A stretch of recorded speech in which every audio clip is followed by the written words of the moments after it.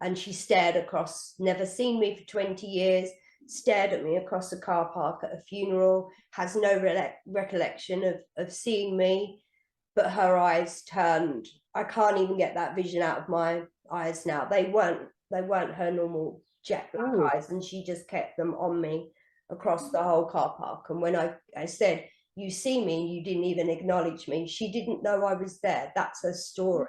That's why I ask with you is, one, do they know? Are they pushed out of the body so there's no memory? So what did you actually see, do you think? Your story just gave me goosebumps, by the way. It was definitely the devil's face. It was just pure, but it wasn't his face at all. It wasn't, just like his eyes turned black or, he looked mean. It was a totally different face on him.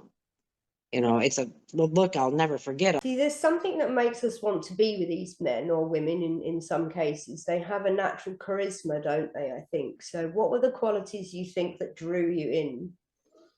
Well, mine were because I had unhealed trauma as a child, and I was brought in because of all the toxicity in my family.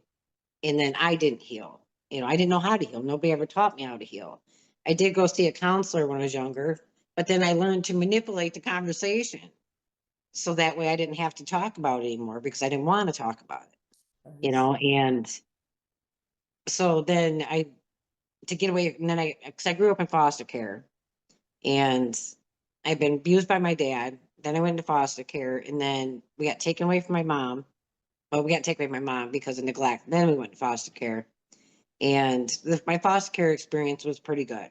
So it wasn't toxic like a lot of people have that problem with. And that's where I got my counseling. But like I said, I don't want to talk about this anymore. It was uncomfortable. And so then when I got sent back to my mom's house, I didn't want it away from her, and then I just got into whatever relationship I could to get away from her. And then I started the drinking, and then I later got into drugs and just making bad decisions left and right until the last couple of years when God was like, that's it, you're done. You're going to heal, and it's been the best.